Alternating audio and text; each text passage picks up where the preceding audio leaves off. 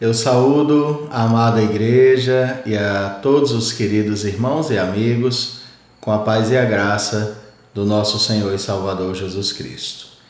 Este vídeo que eu passarei a expressar nesse momento é o nosso sexto estudo em uma série chamada O Segredo do Contentamento, baseada em uma obra muito preciosa de William Barclay, um livro fascinante que vale a pena você comprar e adquirir para que você possa então se aprofundar nesse tema. Nós já estamos aí a uma jornada nesse texto tão precioso desse livro e o tema que vai nos tocar para hoje é a matemática do contentamento. Se você está assistindo esse vídeo em casa com sua família, munido de uma Bíblia Sagrada, é excelente, porque você vai poder conferir as referências que nós estaremos citando aqui, e o meu sincero desejo é que esse vídeo contribua para o teu crescimento, o teu amadurecimento na fé. Não sei se isso acontece com você, acredito que sim, mas constantemente nós somos tentados ao descontentamento. Exatamente porque a nossa vontade, ela quer falar muito forte, e quando nossa vontade ou nossos desejos não são alcançados, e às vezes até mesmo quando são alcançados, isso acaba gerando estranhamente descontentamento em nós. E nós só conseguimos, queridos, encontrar equilíbrio, maturidade e espiritualidade para lidarmos bem com as circunstâncias da vida quando nós temos o Senhor como nosso maior prazer. Quando nós fazemos do Senhor a nossa maior, a nossa suprema alegria. Se você não tiver ao Senhor Jesus como a razão máxima da sua alegria, você sempre estará descontente com a sua vida. Porque quem encontra ao Senhor, ou quem é encontrado pelo Senhor, adquire um grande tesouro do contentamento. Bem, convido você também a, em outras ocasiões, se porventura é a primeira vez que você está assistindo a esta série de estudos, a buscar aqui no canal os outros 5 vídeos dessa série. E aí na semana que vem nós teremos mais um 7º vídeo com o qual encerraremos essa série de estudos, se assim o Senhor nos permitir. Vamos orar para podermos começar?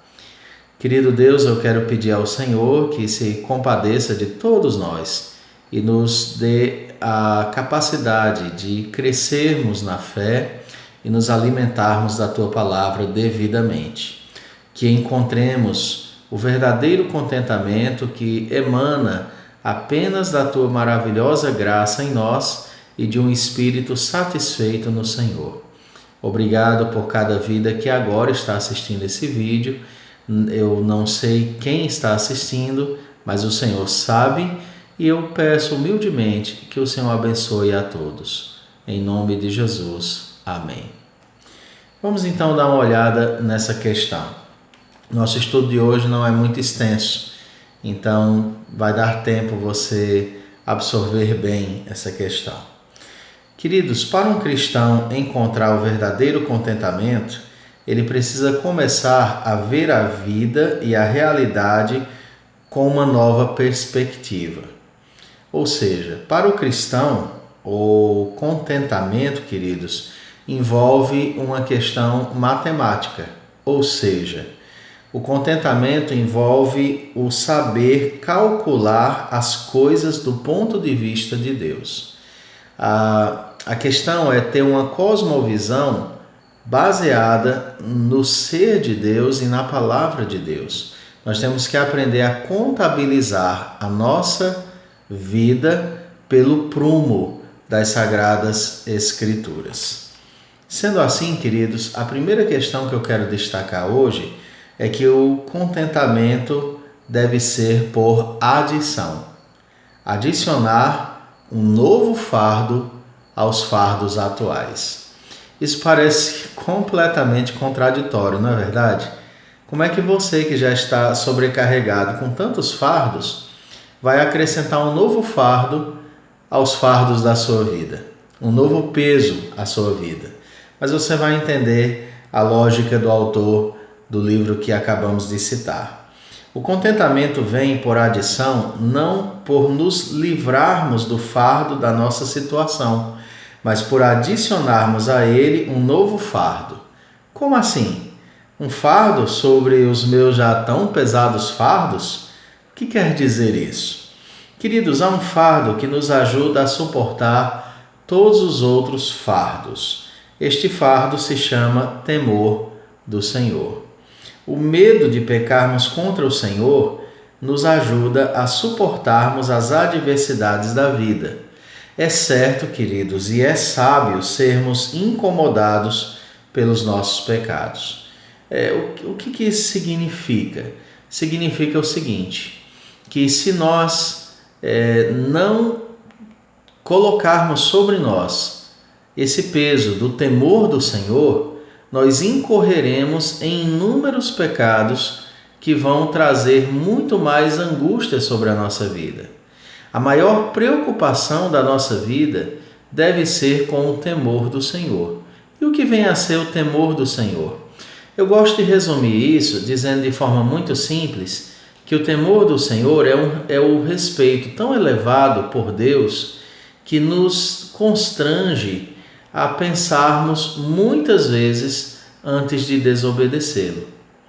De forma mais resumida falando, temor do Senhor não é o medo de Deus, mas é o medo de entristecer, desagradar a Deus, pecar contra Deus, por dois motivos. Primeiro, porque o amor de Deus por nós é tão intenso que qualquer ato da nossa parte contra Deus ou contra a palavra de Deus deveria ser algo impensável nas nossas vidas. Em segundo lugar, porque o nosso Deus, ele é amor, misericórdia, justiça, mas ele é fogo consumidor.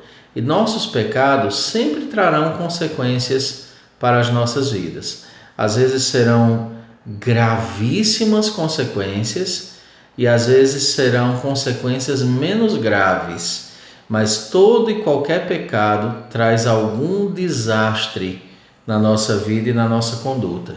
Se nós lançarmos sobre os nossos ombros este, entre aspas, fardo do temor do Senhor, então nós estaremos blindados sempre que formos tentados a pecar.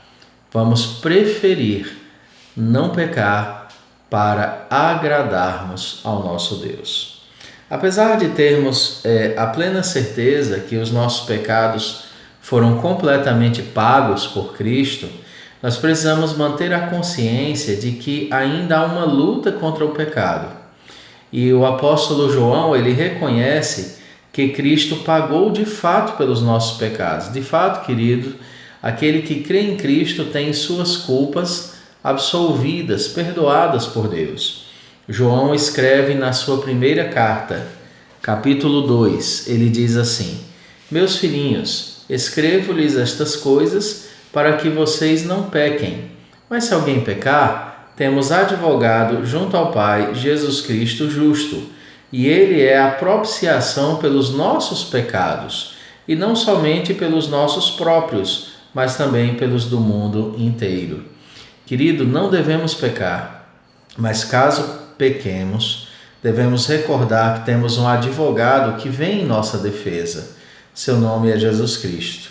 E é por essa razão também que devemos ter uma vida contrita, uma vida de arrependimento diante de Deus. João também sabe que necessitamos confessar ao Senhor os nossos pecados sempre que nós os cometermos. O remédio para o pecado na nossa vida, a lida do dia a dia com o pecado, o remédio é o arrependimento seguido de confissão e abandono e substituição. O que é que significam esses 4 passos? Nós nos arrependemos do que fizemos, nós confessamos isso sinceramente a Deus, nós tomamos a iniciativa de não praticar mais e no lugar daquele ato errado, nós o substituímos por um ato certo. A Bíblia fala muito sobre isso. Se alguém furtava, não furte mais, antes trabalhe. Deixando a mentira, fale cada um a verdade com o seu próximo. Não é simplesmente deixar de mentir, mas é substituir a mentira pela verdade. Ou em outros estudos nós podemos explorar essa questão que é popularmente dentro da própria Escritura chamada de despir-se e revestir-se. Despir-se do que é errado e revestir-se do que é certo. Mas vamos avançar para o que o apóstolo João continua a falar na sua primeira carta. Ele diz nos versos de 8 a 10 do capítulo 1: Se dissermos que não temos pecado nenhum, a nós mesmos nos enganamos e a verdade não está em nós. Se confessarmos os nossos pecados, Ele é fiel e justo para nos perdoar os pecados e nos purificar de toda injustiça. Se dissermos que não cometemos pecado, fazemos dele um mentiroso e a sua palavra não está em nós. Queridos, nenhum fardo é tão pesado, nenhuma luta é tão acirrada quanto aquela que travamos contra os nossos pecados. Se você não considera a luta contra o pecado um peso na sua vida, alguma coisa está errada com você, porque é pesado lutar contra os pecados. Mas ao fazê-lo, nós encontramos forças, esperança, alegria, contentamento. Você já notou que sempre que você vence uma tentação, não pecando contra Deus, você sente uma profunda alegria, um senso de vitória sobre suas tentações. Isso é muito importante. Então, para lidar com o descontentamento, acrescente o fardo do temor do Senhor na sua vida, na nossa vida. Nenhum fardo é tão pesado quanto este, mas te livrará de todos os outros. De fato, aqueles que conhecem seu próprio pecado, queridos, e suas necessidades, estão mas veja você, muito mais bem equipados para ministrar aos pecados e às necessidades dos outros. E uma passagem central do Novo Testamento que fala desse conflito do novo homem, do velho homem, está na carta aos Romanos, no capítulo 7. É uma porção um pouquinho extensa, mas eu preciso ler para você. Se você tem Bíblia aí, você pode abri-la no capítulo 7 de Romanos, no versículo 7 em diante. Escute a luta que Paulo descreve aqui, que era a luta pessoal dele também. Que diremos então? Paulo pergunta. Que a lei é o pecado? De modo nenhum. Mas eu não teria conhecido o pecado a não ser por meio da lei. Porque eu não teria conhecido a cobiça se a lei não tivesse dito não cobice. Mas o pecado, aproveitando a ocasião dada pelo mandamento, despertou em mim todo tipo de cobiça, porque sem lei o pecado está morto. Houve um tempo em que, sem a lei, eu vivia, mas quando veio o mandamento, o pecado reviveu e eu morri. E verifiquei que o mandamento que me havia sido dado para vida, esse se tornou mandamento para a morte. Porque o pecado, aproveitando a ocasião dada pelo mandamento, me enganou e por meio do mandamento me matou. Assim a lei é santa e o mandamento é santo, justo e bom. Então aquilo que é bom se tornou morte para mim? De modo nenhum. Pelo contrário, o pecado, para mostrar-se como pecado, por meio de uma coisa boa, causou-me a morte, a fim de que, pelo mandamento, o pecado mostrasse toda a sua força de pecado. Porque bem sabemos que a lei é espiritual. Eu, porém, sou carnal. Vejam as palavras de Paulo.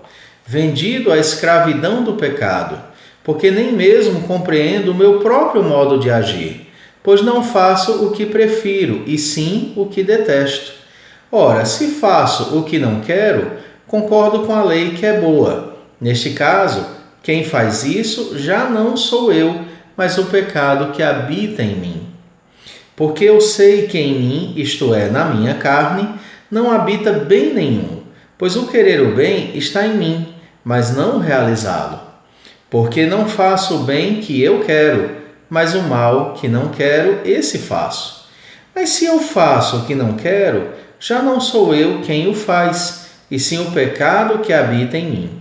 Assim, encontro esta lei: quando quero fazer o bem, o mal reside em mim, porque segundo o homem interior, tenho prazer na lei de Deus. Mas vejo nos meus membros outra lei, que guerreando contra a lei da minha mente, me fez prisioneiro da lei do pecado que está nos meus membros.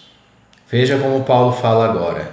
Miserável homem que sou, quem me livrará do corpo desta morte? Aí vem a resposta. Graças a Deus por Jesus Cristo, nosso Senhor, de maneira que eu de mim mesmo, com a mente, sou escravo da lei de Deus, mas segundo a carne, sou escravo da lei do pecado. O que Paulo está dizendo aqui? Ele está dizendo que a lei de Deus é perfeita, justa e boa. E quando ele olhava para a lei de Deus, ele via o quanto ele era pecador e falho. E então ele lutava para não transgredir a lei, mas ele percebia que sempre falhava na sua luta. E então ele se voltava e se alegrava na graça de Deus, porque apesar de falho, o Senhor Deus o perdoou em Cristo Jesus. Mas mesmo assim, ele continua a boa luta do cristão contra a sua velha natureza. O apóstolo Paulo sabia, queridos, que embora tivesse sido justificado pela fé, conforme está em Romanos 5:1, que diz: justificados, pois, mediante a fé, temos paz com Deus, por meio do nosso Senhor e Salvador Jesus Cristo.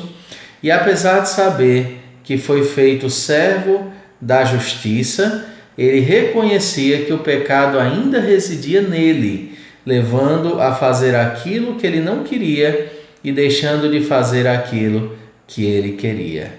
As raízes do pecado levavam Paulo a se declarar miserável, conforme nós vimos no verso 24 do capítulo 7.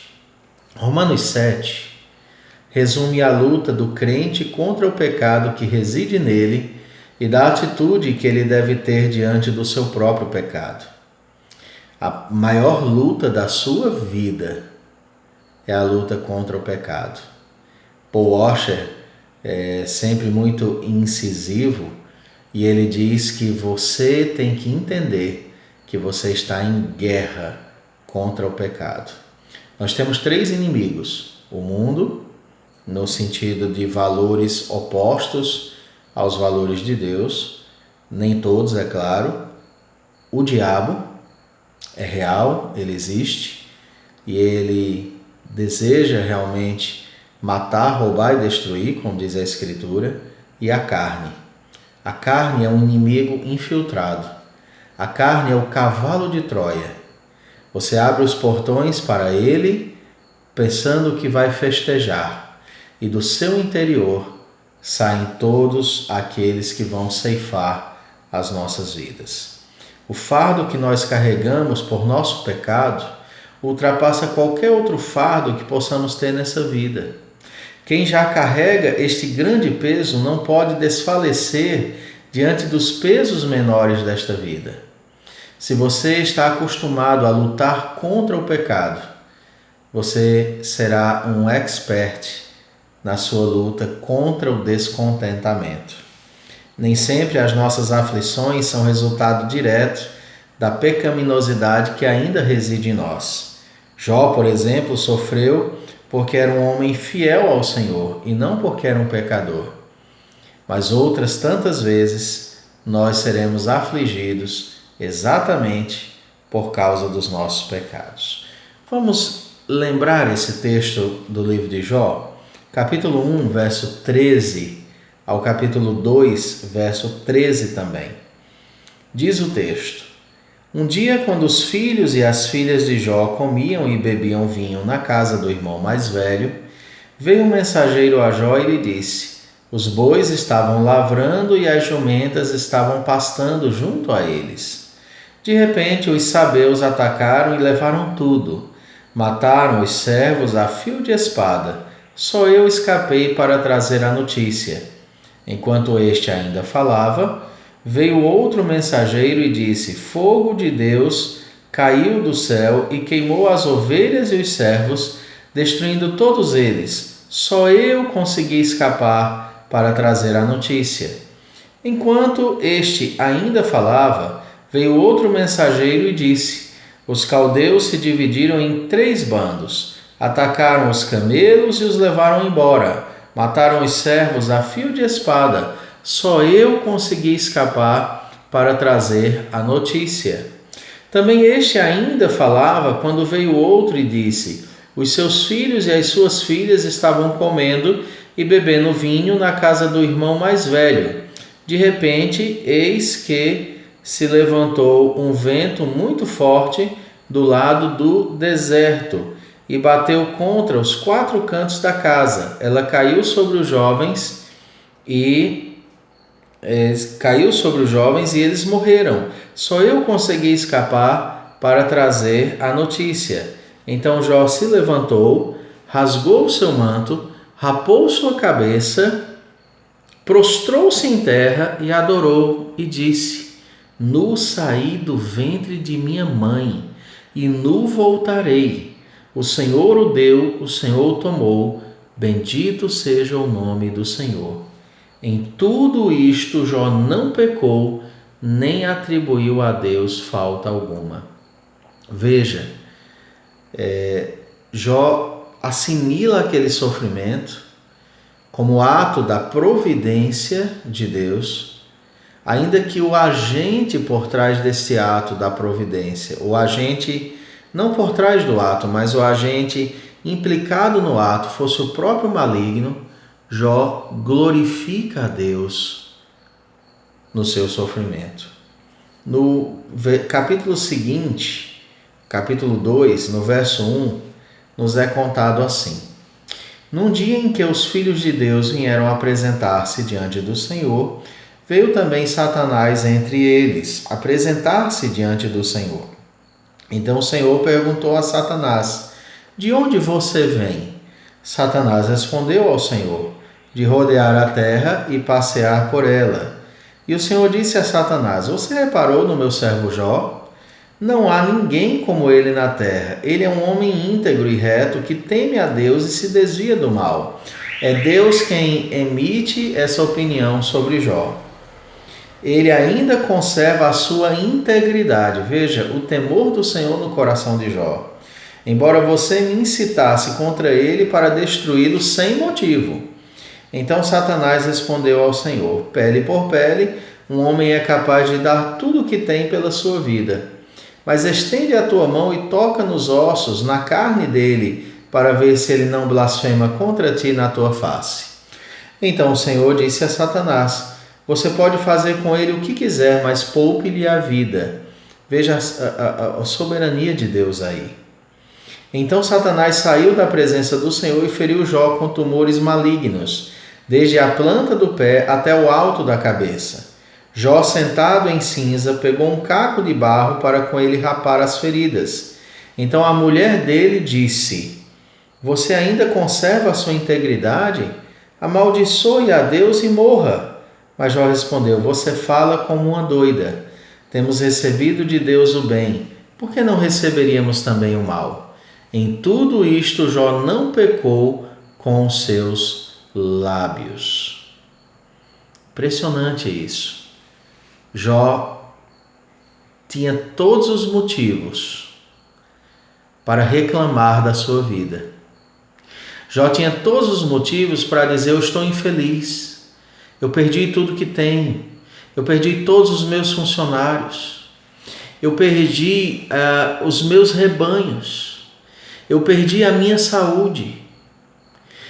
Nesses dias o país tem enterrado muitas vidas. Algumas famílias têm enterrado mais de um ente querido. Mas talvez nenhuma delas enterrou 10 filhos. O Jó teve a dor de enterrar num só dia 10 filhos amados e queridos, os quais ele tanto zelava e orava pela vida deles. De um dia para o outro, a vida de Jó se torna um caos. Mas você não vê ele reclamando. Ele simplesmente glorifica a Deus e reconhece a sua soberania. É óbvio que ao longo do livro Jó tem os seus momentos de desânimo, de luta, de crise, mas tão logo o Senhor fala a Jó. Veja a questão da palavra. Quando a palavra fala a ele, quando o Senhor fala a Jó, ele recobra a lucidez e ele diz: bem sei que tudo podes e nenhum dos teus planos pode ser frustrado.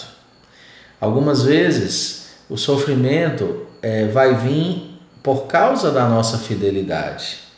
Outras vezes, contudo, o sofrimento poderá vir por causa dos nossos pecados. E por isso é importante lutarmos contra os pecados. Lutando contra o pecado, teremos um tipo de sofrimento. Mas esse sofrimento, que é o fardo do temor do Senhor, nos livrará dos tristes fardos do pecado. Jesus não nos convidou para isso? Vinde a mim todos que estáis cansados e sobrecarregados, eu vos aliviarei. Tomai sobre vós o meu jugo e aprendei de mim, porque sou manso e humilde de coração, e achareis descanso para a vossa alma. Muito bem, meus queridos. A segunda questão que eu quero trazer para nós, de forma também muito breve, é o contentamento por subtração. Nós tivemos o contentamento por adição e agora o contentamento por subtração. E aí o que é isso? É tornar nossos desejos compatíveis com as nossas condições financeiras. O contentamento não nos vem somente por admissão, como nós acabamos de ver, mas também nos vem por subtração. A subtração bíblica correta é vital para o contentamento. Em outras palavras, para encontrar contentamento, precisamos subtrair da nossa vida, queridos, desejos para que haja equilíbrio entre os nossos desejos e as nossas condições financeiras. Esse é o motivo pelo qual tantas pessoas com poucos recursos conseguem estar contentes em suas circunstâncias. Não estão felizes por causa da sua pobreza, mas estão felizes apesar da sua pobreza. Estão felizes porque Deus moldou os corações deles para que aceitassem suas difíceis realidades financeiras. Eu encontro tantos prósperos, sempre incontentes, precisam ter algo a mais, precisam adquirir um bem novo, precisam comprar uma casa nova, precisam juntar, e nunca estão satisfeitos com o que têm. Eu não estou me referindo a uma prosperidade natural, mas existem pessoas que estão vivendo para o ter e nunca terão o suficiente para viver, porque nunca estarão contentes com o que elas têm.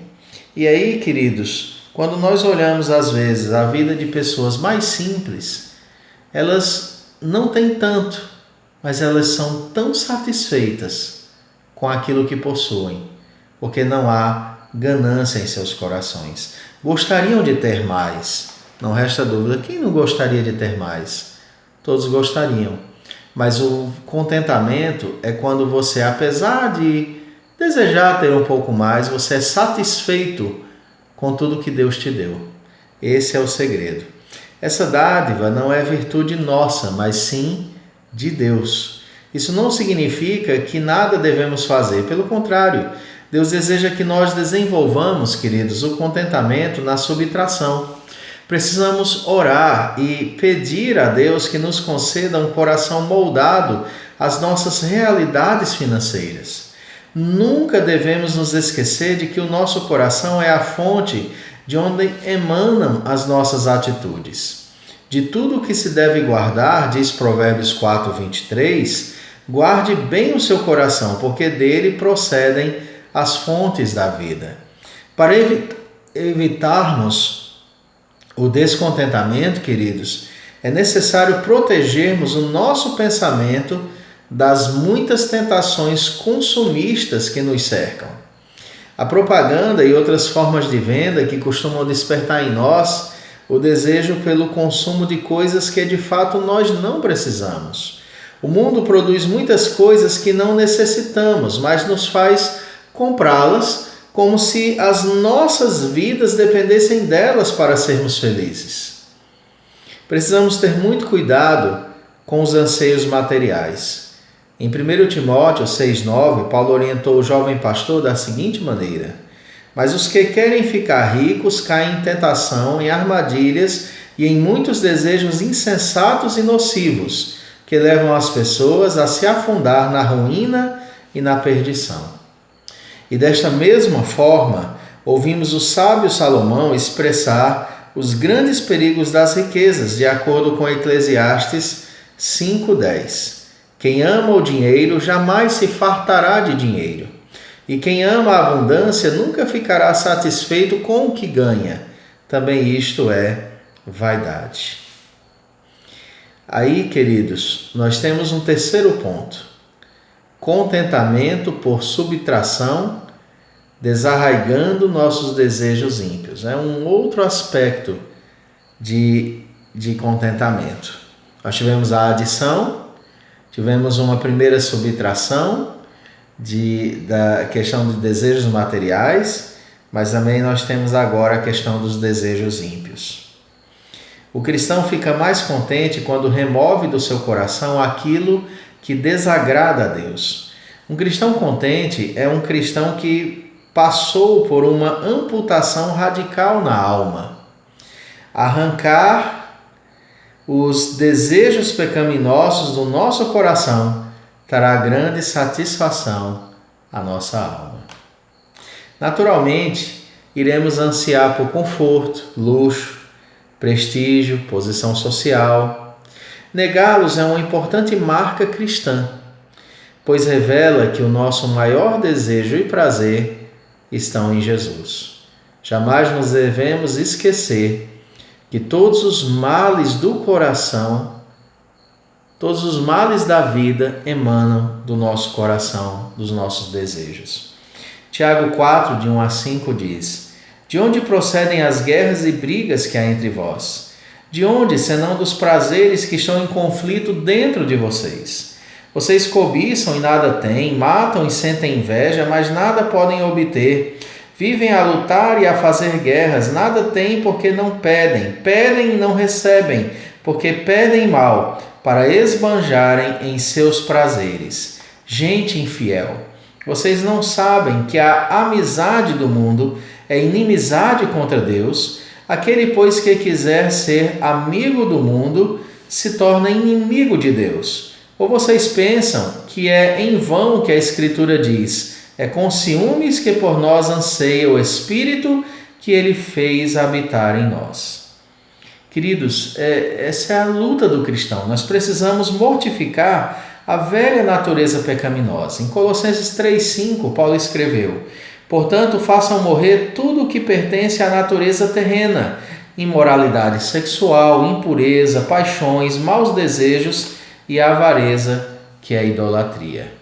Você só será contente se você somar o fardo do temor do Senhor à sua vida, subtrair os desejos materiais que estão além das suas posses e subtrair os desejos ímpios e pecaminosos. Lembre-se que Jesus é a pérola de grande valor. E quem encontra essa pérola, quem é encontrado por esse tesouro, precisa ser alguém satisfeito com a sua vida. Você anda insatisfeito? Não gosta dos bens que você tem? Da família que você tem? Você está buscando em prazeres pecaminosos a satisfação que só encontrará em Deus? Por isso esse estudo é importante. Ouça a palavra de Deus e se deleita no Senhor. Agrade-se no Senhor e Ele te abençoará. Confie, descanse nele. Faça dele sua maior alegria. Senhor, eu quero agradecer pela oportunidade de compartilhar esse estudo hoje. Abençoa a minha vida e a de cada um que assiste para que possamos fazer assim. Tenha compaixão de nós. Em nome de Jesus. Se você gostou desse estudo e conhece alguém que precisa ouvi-lo, que você gostaria de compartilhar, envie o link desse vídeo para os seus amigos. Peça com carinho que assistam.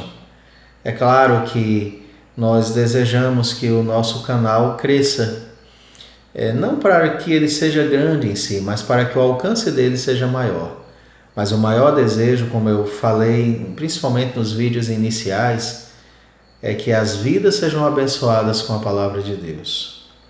Eu deixo esse estudo para vocês de todo o coração e vamos prosseguir na fé, até o dia em que o veremos face a face. Deus te abençoe. Um abraço. Amém.